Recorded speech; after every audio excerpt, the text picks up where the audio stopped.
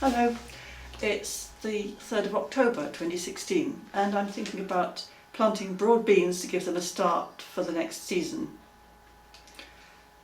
I did this last year and they did grow, the overwintered ones, but as I said in one of my previous videos, the wind that sort of blasts across our allotment made them a bit shriveled and the harvest wasn't huge.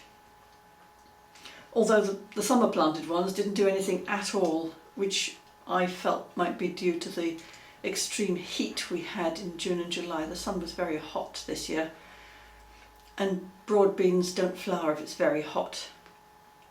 Or they flower but they don't produce seed, I think. So anyway, I found a packet of seeds that I saved from last year of these little European beans. And I'm going to grow them in these very neat little plastic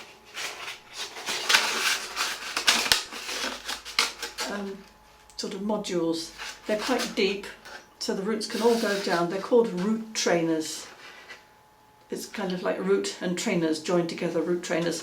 And you get a set like this with a handy box to put them in with a lid on it to propagate, incubate them. So I'm going to fill this with compost and then pop the little beans in. We have got a trowel somewhere, but I don't know where it is at this moment. So I'm just scooping it up with my hands and sprinkling it in.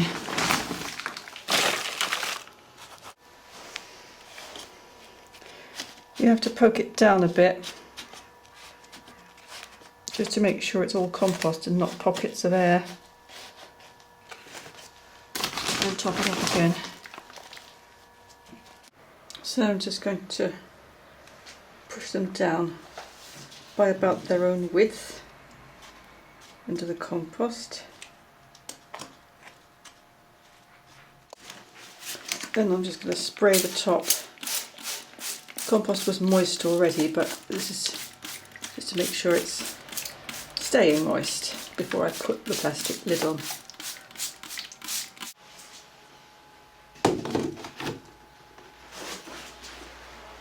There they are, all tucked up.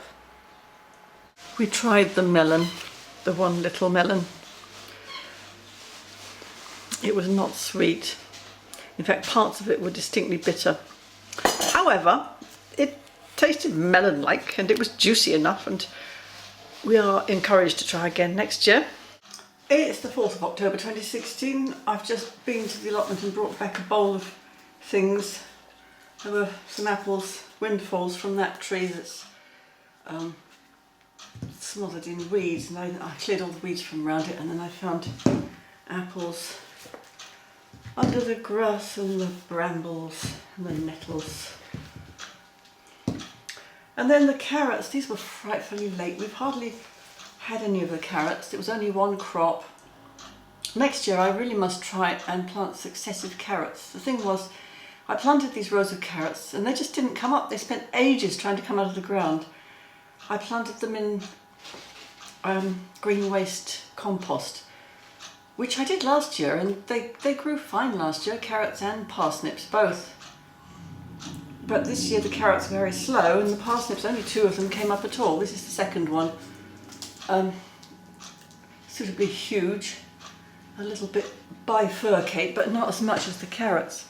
The thing is, they say you're not supposed to plant carrots in ground that's been recently manured. We manured that patch in 2015, I guess, in the winter of 2014-2015, and then we had a crop of onions on it, and then we had a crop of cabbages or something, and then I planted the carrots, and some of them are fine like that, and some of them, maybe it was just a patch of manure that didn't get used up. Look at that. It's what our hotel vegetable supply used to call a donkey carrot, only it's got extra donkey carrots around the side as well. And this one. What have I done to deserve that? So that's the carrots and the parsnips. And then greens. Oh, there's another one. Tortuous roots there. Oh, would you believe it? The courgette's still going strong. There's another quite large courgette we're going to have to eat. Poor Chris. Now I picked a few more charred leaves. I tried to avoid the very big ones because he thought the smaller ones might be less earthy in flavour. And I also picked some sprout tops. Those Brussels sprouts that I planted. They've got little buds. They're so tiny they're almost invisible, and some of them haven't grown at all, and so they have got no chance. So we're eating the tops. The rest of them, well, they've got till Christmas to develop buds, you never know.